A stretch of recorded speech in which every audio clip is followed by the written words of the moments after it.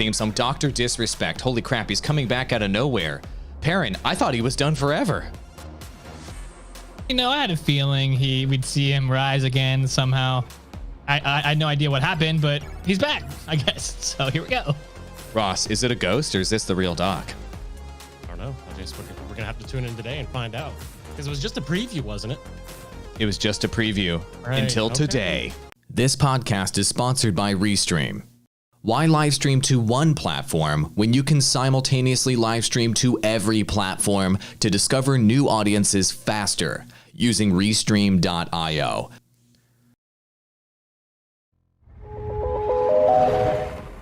Dr. Disrespect is back, my friends. He's gonna go live today. I thought he was done forever. I mean, that's what Rod Slasher said. He said he was done from every platform forever. There's no chance that his career could ever come back. Well, it turns out, as we're pulling up on the screen right now, Perrin is showing us this right now. Oh, well, he's got a little preview live stream going on YouTube, and the number of Champions Club subscriptions is flying off of the chart. Dr. Disrespect made an announcement on Twitter saying, I'm back tomorrow, referring to today, on YouTube, and he's going to be going live there. In the stream that you're watching on the screen right now got something like over 200,000 concurrent viewers at one point. And as you can see, what's it at right now, Perrin? It dropped down considerably, didn't it? At 13,000, and he's been streaming the same thing for 16 hours. So he's just like letting it go and letting people subscribe. The chat's still flying off the hook, and he's getting lots of new members. So I'd say that this strategy is working. Yeah, I mean, if I were to guess, I mean, he's easily gotten thousands of concurrent or thousands of Champion Club memberships when the YouTube memberships opened up on this. And in addition to this, he built a lot of hype and a lot of anticipation. He made a music video. He also released, I'm not sure if you have that up on his Twitter feed, Perrin. He released a music video with him against a green screen called Red Skies. Here it is. It's the one right above that where he's that one with a couple million views, 3 million views, where he's singing a 1980s style video. Here it is. And he's like, supposedly he's doing the vocals. I don't know. It doesn't really matter. And then he also went live on Instagram to let everybody know he's coming back. But I mean, Dr. Disrespect's branding is so strong. I mean, look at this man. He's got like the Dr. Disrespect colored rain in the background. He's got his shadow there. He touches the window at the end. He hits the high notes. I mean, his branding is so strong. And to me, this speaks to the power of branding and people loving this man and loving his personality. And his return is no doubt going to be triumphant. But the question is, will he be able to achieve what he did on Twitch or not? And we're going to go ahead and take a look at the numbers on YouTube and see whether his return to YouTube is one that's going to be prolific or not by comparison. So, Perrin, walk us through these numbers right now. What we're looking at right now is the average concurrent viewers on YouTube in any given quarter. Tell us about how this has been trending and what the total size of the pie is here. So ever since COVID-19 has hit, and if you look at Q1 and Q2, we've seen a consistent rise in average concurrent viewers, starting at the very beginning of the year at about 431,000 concurrents, and now we're looking at about 700,000 concurrents in half a year or so, which is the most significant rise, I'd say, in concurrents that YouTube gaming has had, period, for live streaming. So it's seeing unprecedented growth, most likely due to COVID-19. And to compare this so that you get an idea, because this growth is great, but how many other creators are jumping onto this growth, right, and latching onto it? If we match this then again with live unique channels, this is how many different gaming creators are streaming on YouTube gaming, it has not grown nearly as much. If you see there's just like a small little ramp up here, it has not really impacted due to COVID-19. It's grown at about 150,000 total unique channels increase from 860,000 to about 1 million. And it's just a little ramp up. So he's got a little bit of an increase in competition, but the growth of unique channels versus the growth of average concurrent viewership, I'd say it's good. It's a good time to enter YouTube gaming. So Doc is on his strategy here. I'm sure that he's looked at this a little bit and has seen the opportunity.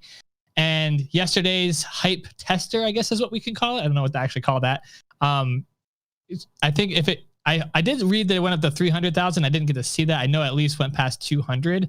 I think that beats Ninja's comeback, doesn't it? Do you guys remember what his concurrence ended up being whenever he did his live stream on YouTube? He did 300,000 or so. I mean, but at the end of the day, Doc hasn't done his comeback yet. This is just his numbers before he even comes back. So he's able to match the competition before he even goes live today. So we'll see what he does when he actually goes live. Today, he's likely going to have some sort of massive production with like some sort of 5-minute long, 6-figure production intro video. He's going to have some sort of special new graphics and the whole nine. I'm sure he spent every minute basically since he's been banned on Twitch preparing for this moment to relaunch. So there's going to be a lot of fireworks, and if I were to guess, he may match or exceed Ninja's numbers in terms of Ninja's comeback. But Ross, when I look at these numbers, it doesn't look that encouraging to me, actually. There's 1 million streamers on YouTube competing for only 600, maybe 700,000 viewers. The size of that pie is significantly smaller than Twitch, right? Yeah, it is.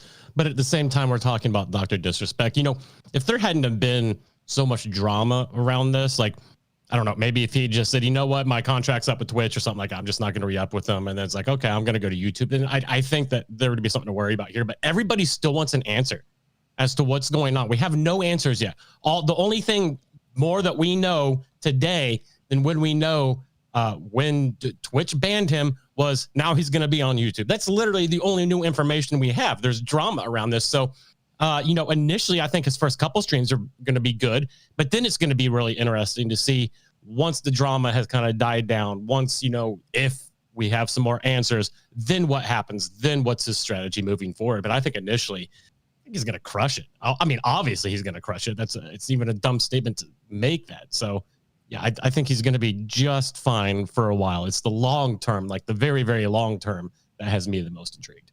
I mean, let me know if you're insinuating this, but basically you think that this PR situation with him being mysteriously banned and industry professionals like Rod Slasher saying he's done forever, and then nobody knows what he did that was so bad that could have caused that. You think that PR problem is going to haunt him forever? And is that what you're concerned with?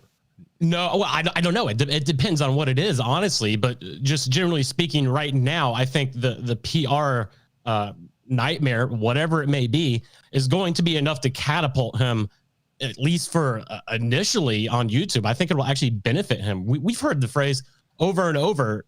Any publicity is good publicity, especially when you're in the shoes of someone like him.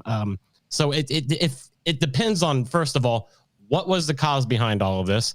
And if he's able to keep going trouble-free and stuff like this situation could ultimately, I don't want to say help, because it is a big difference going from Twitch to YouTube. But if you're going to make the switch, this is the way to do it. Exactly what he's doing right now.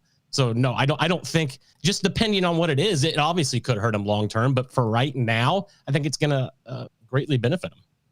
Perrin, do you mind pulling up the numbers with Twitch of the number of unique channels versus the concurrent viewers, just so we can compare? YouTube, you've got 1 million channels competing for 700,000 views at any given moment. And on Twitch, walk us through these numbers.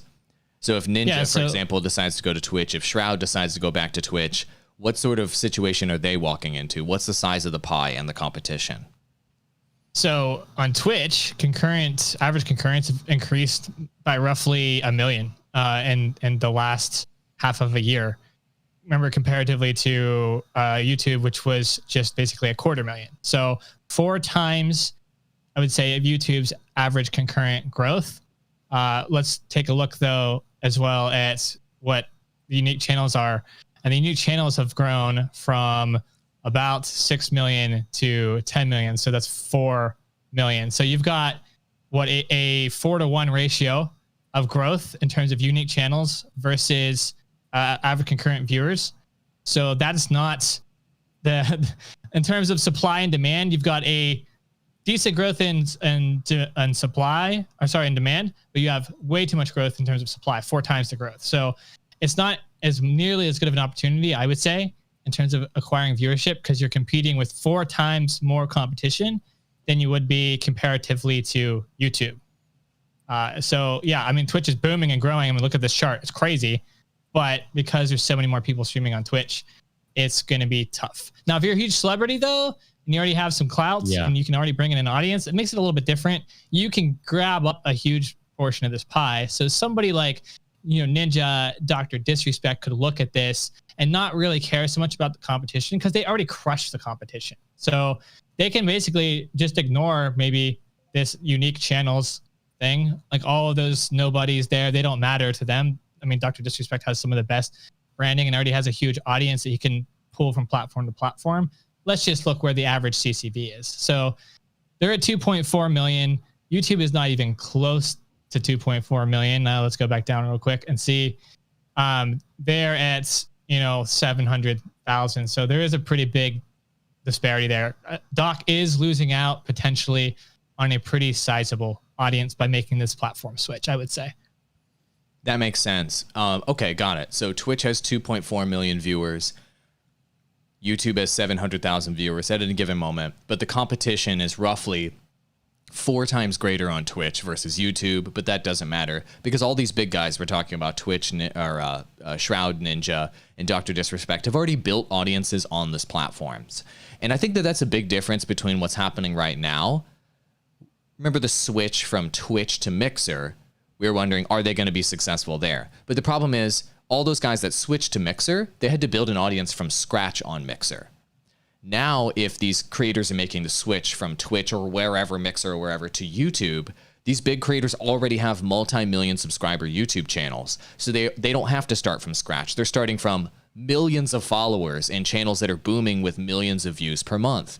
So this is a huge, huge boon for anybody who wants to switch to YouTube at any point. And this is a great reason why people should be multi-platform creators. Speaking of which, this podcast is sponsored by Restream.io. We are currently live on Twitch, DLive, Facebook, YouTube, and Periscope. I see our viewers on all those platforms right now. Hey, guys.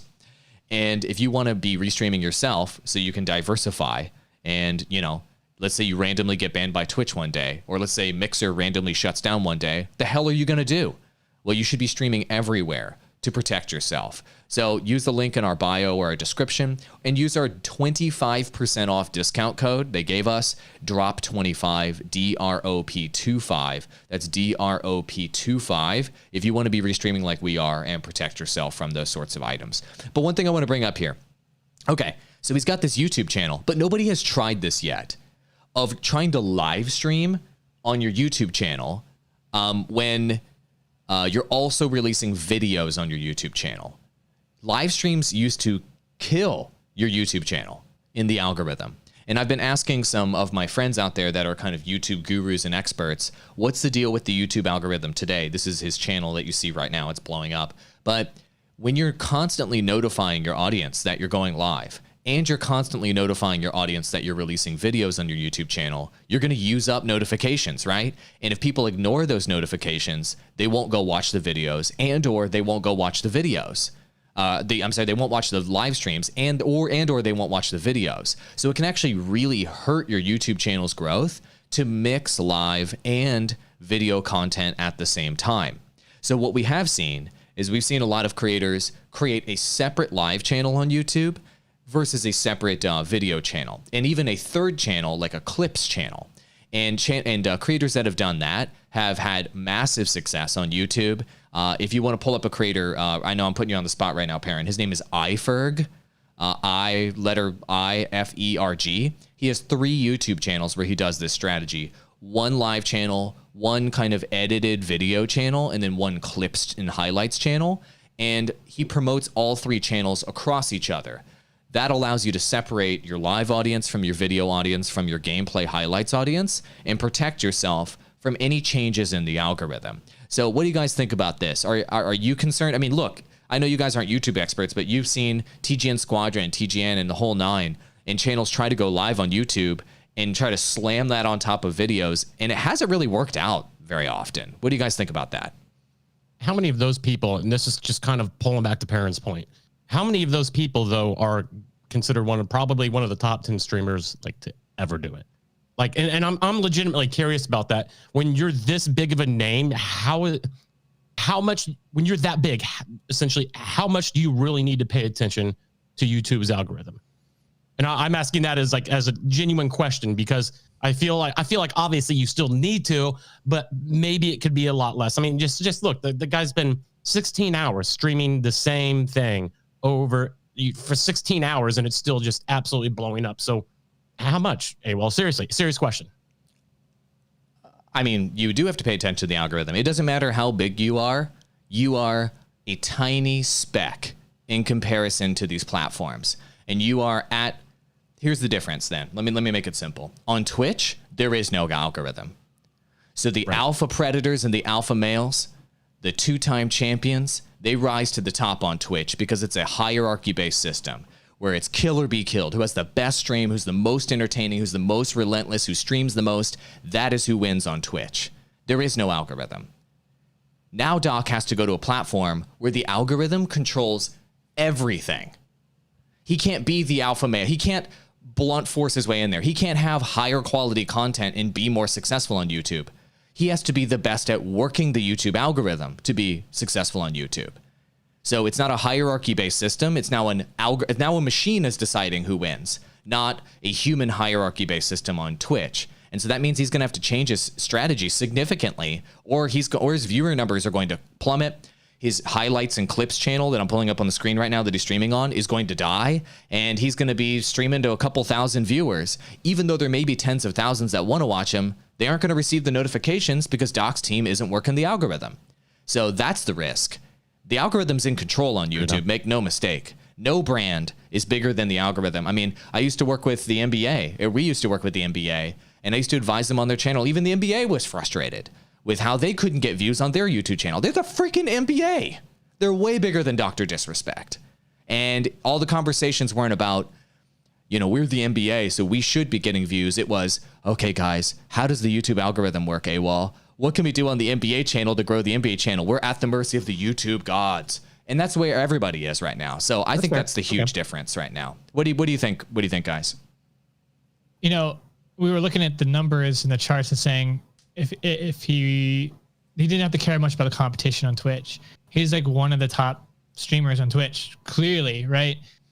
I mean, yeah, there's other top streamers there, but he's one of the top, I don't know, I'd say top, at least in the top 10. He comes to YouTube, he's not top 10. There are much bigger talents on YouTube, and he only has 2 million subscribers here. I mean, yeah, his brand is big, but it's not as big as some of the other brands that already exist on YouTube. So he is going to a more competitive platform that is less beneficial for live content. And that's his thing.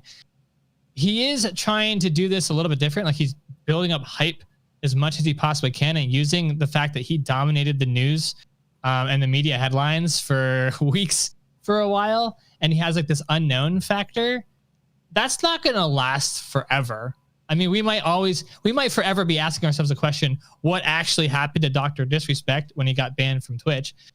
But despite whether or not we get the answer from that or not, the traffic and the brand recognition he got from that eventually will wear out, which leaves him then as just another YouTuber who's in the midst of he's basically like a medium level YouTuber when it comes to YouTubers, because there are much larger channels and there are much larger talents already on this platform. So he has more competition here for sure. Astral, your streaming fans are in our chat right now being like, oh my gosh, we love you. You got all your fanboys here from Facebook Gaming.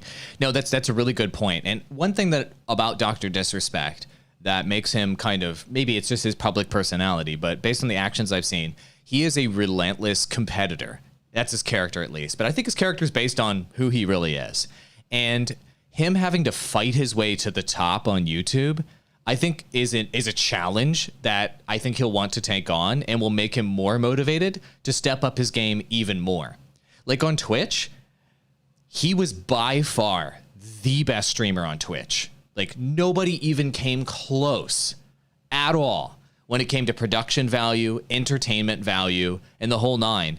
And, and that's why Twitch dropped the biggest deal on him versus anybody else to keep him exclusive on the platform, because he was just literally the alpha streamer on the biggest platform there is. He reached the top of that hierarchy. And then he needed to go.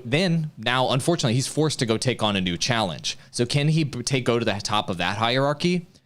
I think that's going to make him innovate as a creator. That's going to make him change his strategy. His team's going to have to look at the numbers, and they're going to have to change their strategy based on YouTube now and change the whole thing. If Dr. Disrespect's team is watching, listen to me. Trust me, I've advised many creators who have tried that are multi-million subscriber channels on YouTube. You have got to transition as soon as possible to a live specific channel that's not your main channel. You need a live channel, you need an edited highlights channel, and you need a gameplay clips channel. You need a 3-channel Dr. Disrespect strategy as soon as possible. The longer you try to jam it all into the main channel, the sooner that channel is going to start to decline in numbers, and you're going to start to see less and less concurrence, less and less viewers, and your whole business is going to start to tank. And so this is something that you need to adjust. He needs to adjust to this quickly. I wish I could talk to his team. Maybe they know this. They probably do know this. Who knows?